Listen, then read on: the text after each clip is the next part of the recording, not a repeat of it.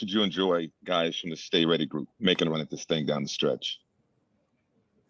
I mean, they just played their hearts out. That's all you can ask.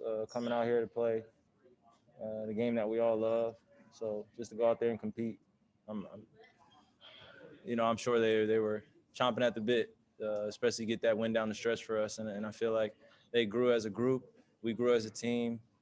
They learned some things out there playing against a high-level playoff team that we can potentially see down the line. So it was a fun game overall. I know you guys are focused on you and you often talk about the main stage. But what'd you pick up? What'd you learn about this Philly team, as you mentioned, with them potentially being a team you can see down the road? I mean, they are who they say they are. Picking up the pressure on the defensive end, playing a lot through Joel, and just making the right basketball plays. They play hard. So they are who they say they are. Malika Andrews, ESPN. Kyrie, we just spoke with Alizé, and he said that as much as he loved it out there, as much fun as it was, that there's still work to be done. Next time we're in that position, we're going to get it. What does that mean to you to have those guys who are in that position, who you've watched work to pierce through, still have that be their, internal dialogue in those moments? I mean, well, you can't make up experience. Can't fast track someone to being an experienced veteran. So when you have opportunities to be able to, play some tough, close games in the regular season, then, I feel like that does wonders for them in terms of their growth. We don't have majority of the starters out there towards the end of the stretch going against a, playoff-driven team, a championship-driven team. You kind of want to see what they're made of. Out there on their own, being coached well. So we were just standing up for them, supporting them. And, next time I'm sure that they'll come out with the win down the stretch with that group. I'm sure that they'll be down in that same group whenever the last few games are in the regular season. Bruce Beck, NBC New York. Kyrie, you had 37 and 9 in 33 minutes. You really couldn't have done more. So how do you digest a performance like that, an effort like that in a loss where you're shorthanded? Like I said, we're just proud of the guys out there.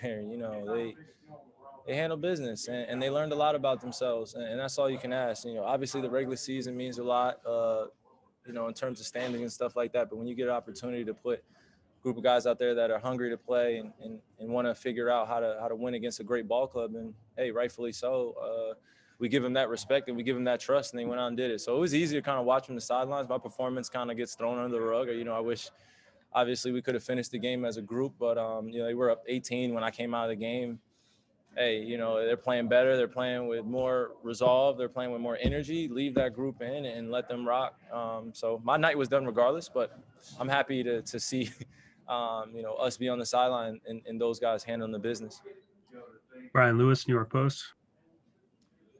Considering that this was not a full-strength roster, and considering how long you guys have to go before you get to the playoffs, is there a lot to be taken from this game, or at this point, is there not that much that you're going to learn about them and not that much that they can possibly learn about you?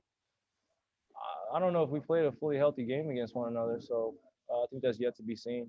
So to be determined in terms of seeing that of both teams healthy.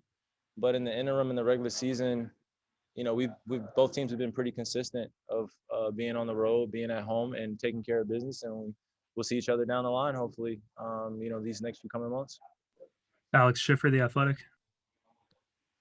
Hey, Kyrie, just when talking about the game, what do you think was the difference tonight? It seems like you guys were able to stay within striking distance for most of the game, but just not really close that gap. Yeah, just keep it close. Just keep it close. I mean, it's the NBA. Runs are going to happen. We kind of figured that once they went on their attacking, once they went on the attack a few times throughout the game, got it to win within 9 or 11, or extended the lead to 9 or 11. I wasn't panicking. We've been down before, so it's not anything we haven't seen. But obviously, when the crowd gets going into it, the players start getting to the free throw line, they start slowing it down, or they start hitting threes at the end of the shot clock, or start hitting some tough contested ones off offensive rebounds. You got to give credit. They started making shots in the fourth quarter, extended the lead, game looked over, and then guys came in and cut it to within 3, so pretty good game. Last question, Christian Winfield, New York Daily News.